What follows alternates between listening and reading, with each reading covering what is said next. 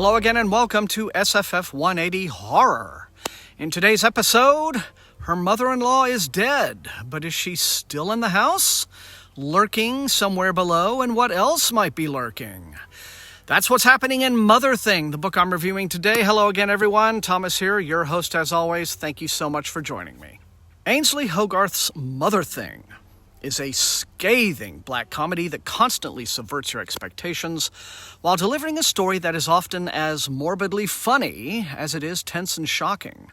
On the surface, it's the latest story of a woman on the verge of a nervous breakdown, but it slowly peels back the layers to reveal what's really lurking beneath. Have you noticed how many horror stories center on mothers and motherhood? Whether it's Alfred Hitchcock's Psycho, or the original Friday the 13th, or more recent tales of maternal crisis like The Babadook, or Hereditary, or Laurel Hightower's novella Crossroads. There's something about the fact that there's no relationship you'll ever have in your life so profoundly impactful, whether you are the mother or the child, that feels like it's directly feeding into the horror genre's unique capacity for empathy, and the way it helps us process trauma through art. Kate Bush once told us that mother stands for comfort, which is all well and good if you're lucky enough to have Kate Bush for a mother. But just as there's nothing you could probably treasure more than a close bond with a loving mom, when the mother-child relationship is a broken thing, there's nothing that can leave a deeper scar. Abby and Ralph are a couple whose lives have been overturned by Ralph's clinically depressed, controlling harridan of a mother, Laura, who makes them move into her tatty old house to take care of her, and then performs her ultimate guilt trip by slashing her wrists in the basement. In life, Laura was passive-aggressive towards Abby in the tradition of all petty mothers-in-law who resent the fact that their son has a new woman in his life. And now her death is, not surprisingly, causing Ralph to spiral. He has taken on Laura's depression as if it was something left to him in the will.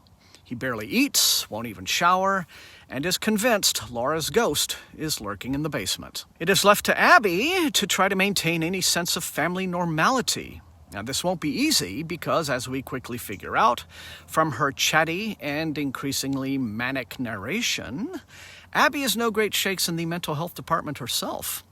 For all of Laura's faults, Abby's own mother was certifiably the worst, an addiction-prone, emotionally imbalanced disaster who focused all her attentions onto an endless parade of toxic boyfriends. The book's title has a double meaning. A mother thing refers to the way a lost or lonely child who is undergoing failure to thrive will draw the maternal comfort it needs from wherever it can. We've all seen those pitiful pictures of lab monkeys clinging to a doll made of chicken wire.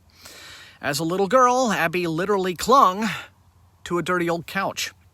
But a mother thing can also refer to just plain awful mothers. Mothers who abuse and neglect and abandon and leave their adult children with an entire Land's End catalog of dysfunction and neurosis. Abby is obsessed with saving her marriage to Ralph by becoming the perfect mother herself. She even imagines herself to be pregnant with a daughter whom she has already named Cal, a perfect daughter who will grow up and save the world. When Abby gets her period, she isn't fazed until a coworker announces her own pregnancy, and Abby wrestles with jealousy and increasingly dark thoughts.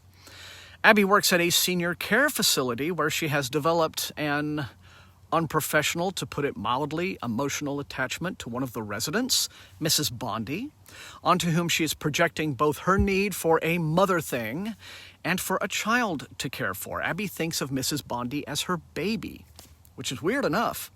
And it's definitely something that causes conflict whenever Mrs. Bondi's real daughter, Janet, comes to visit. There are predictable, even cliched ways in which a story like this usually plays out. Anticipating the Shining's formula, we watch everything unfold, waiting for the shoe drop when our protagonist finally unravels altogether in an orgy of bloodshed. But Hogarth manages to keep us questioning our assumptions. She gives Abby's narrative voice so many layers. Abby's often hilarious. Other times she's tender.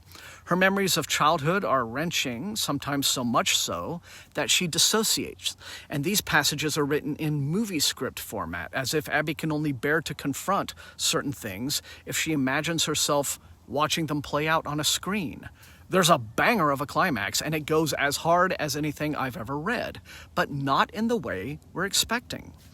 And if I've spent this review making Motherthing sound like the bleakest exercise in misery you could possibly endure, Hogarth saves her most subversive move for last, and sends us and Abby off with a happy ending?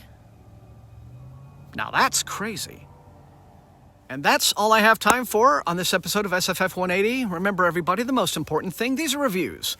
You will not always agree with me, but if you enjoyed watching, please hit that like button, share the video far and wide with all of your SFF and horror reading friends.